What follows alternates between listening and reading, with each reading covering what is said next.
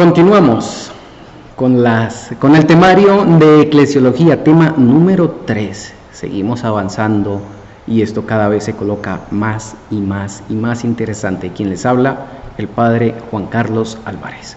Antes de dar inicio a este tema 3, les invito a abandonarnos entonces en las manos, en la presencia de Dios. En el nombre del Padre, y del Hijo, y del Espíritu Santo. Amén. Le pedimos a Dios Todopoderoso para que derrame sobre nosotros su Santo Espíritu, para que sintamos este Espíritu muy dentro de nosotros, dentro de nuestro corazón, que podamos seguir contando con su presencia en este caminar, en esta aventura maravillosa de conocimiento.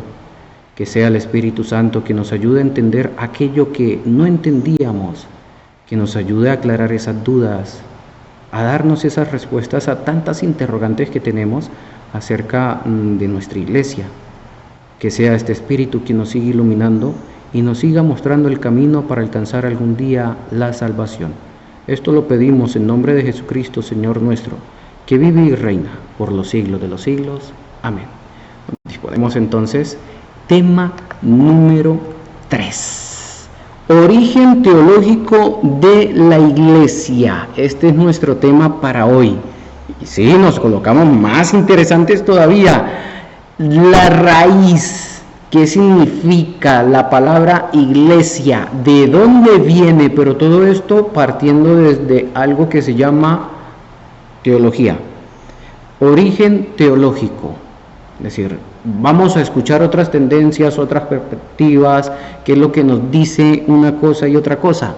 Pero vamos a tratar de entender de dónde viene esta palabrita, iglesia. Aclarar esa duda. Esa mala interpretación que podemos tener hoy de iglesia, esa confusión, confundimos la palabra iglesia con otra palabra.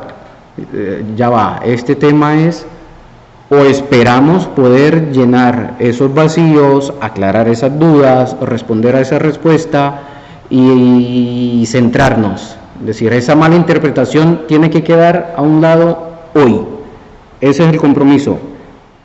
Dejar eso a un lado. La palabra iglesia tiene su raíz del hebreo kahal, que al traducirlo al griego y al pronunciarlo tanto en griego como en en latín, se dice eclesia, iglesia.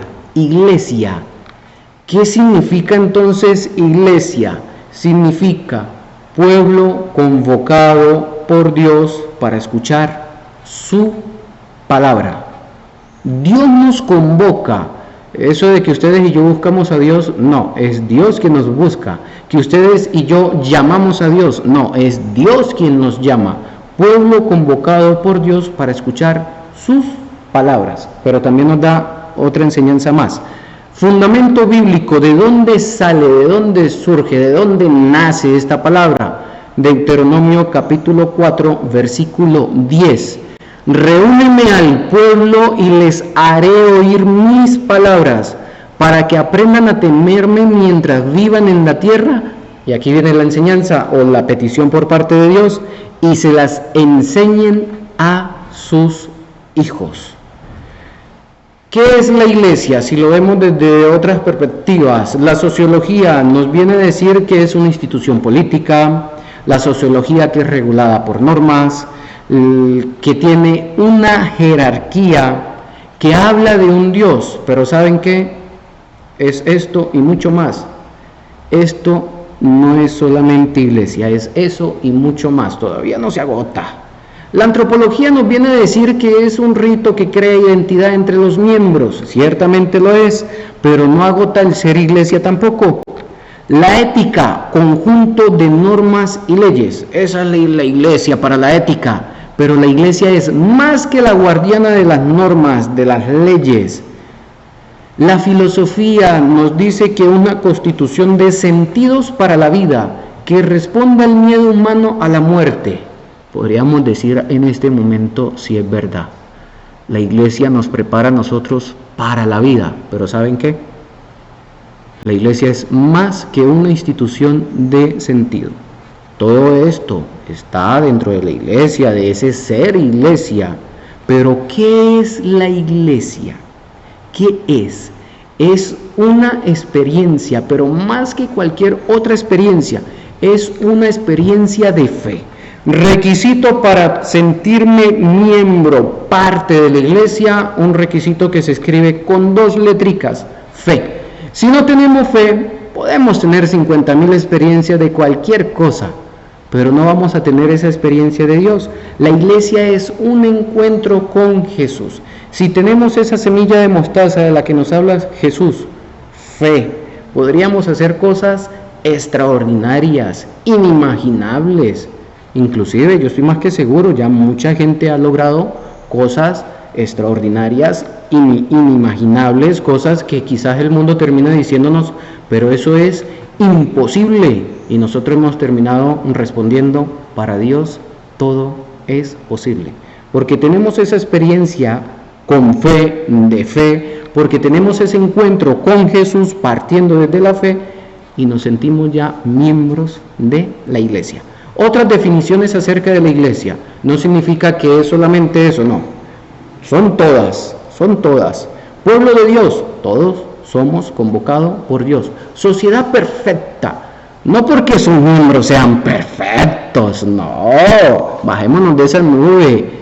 Cuando se nos habla de una sociedad perfecta es porque tiene todas las herramientas necesarias para que alcancemos la salvación.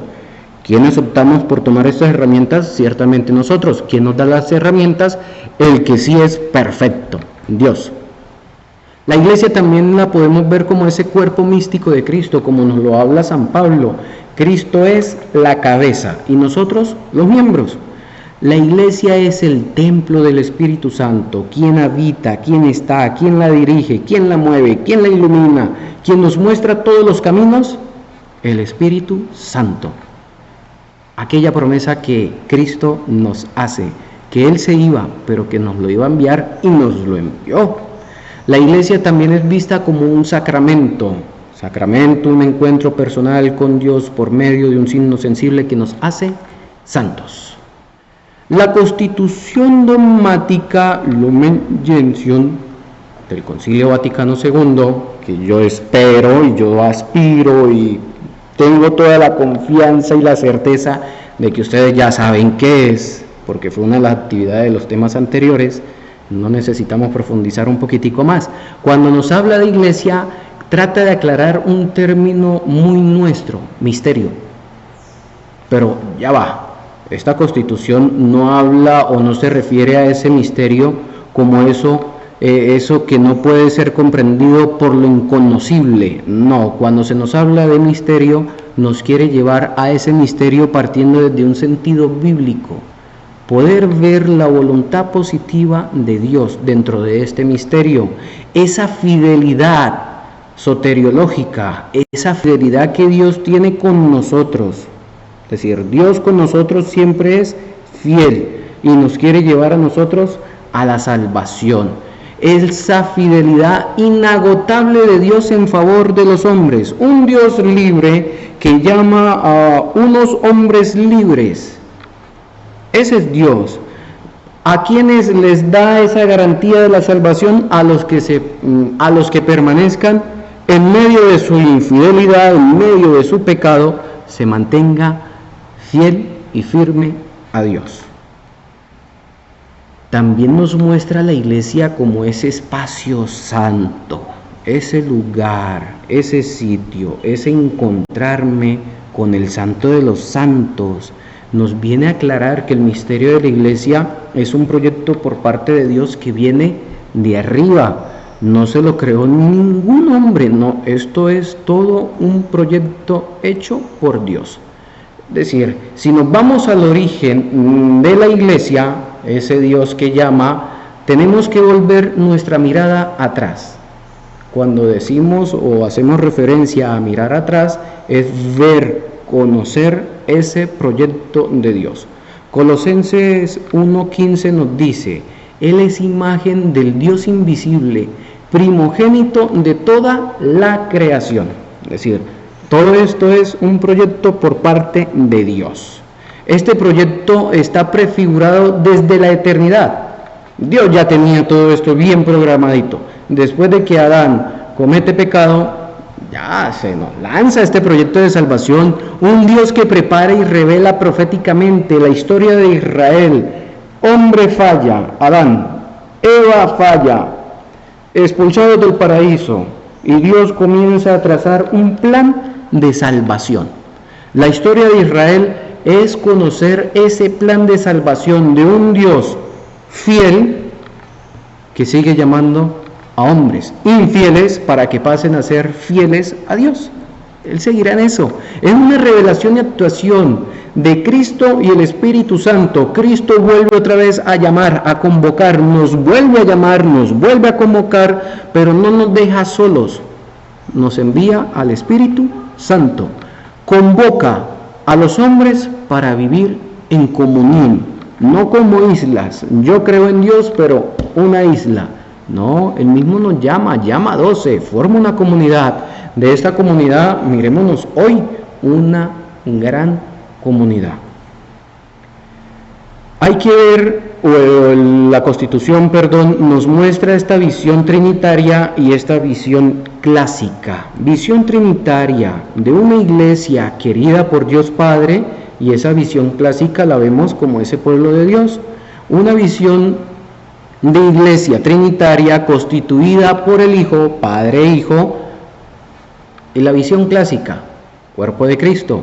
No es que cada una sean diferentes, no, las tres son las mismas, las tres están conformadas por los tres. Una visión trinitaria de iglesia es aquella que ha sido manifestada, es decir, se revela, se da a conocer gracias al Espíritu Santo, y esa visión clásica, que somos templo del Espíritu Santo. Los tres siempre actúan, recordemos eso, no es que cada uno por separado. Yo pertenezco al pueblo de Dios y otro dice yo pertenezco al cuerpo de Cristo y otro yo al templo del Espíritu Santo. No, los tres siempre actúan en los tres, pero estos son los nombres que podemos darle de una manera muy clásica, muy nuestra. Una actividad. Bueno, esperamos haber respondido. Iglesia es el pueblo convocado por Dios. ¿Por medio de quién nos convoca? Antiguo Testamento. Podemos leer, podemos investigar, nos vamos a dar cuenta que son aquellos que han tenido esa experiencia de Dios, que se han dejado guiar por Dios. Nuevo Testamento, Cristo convoca ¿a cuántos? 12. Y ahí crea nuevamente esa comunidad convocada por Dios. Y la actividad va a ser más de reflexión. Sí, de reflexión. Hoy va a ser más de reflexión, más personal.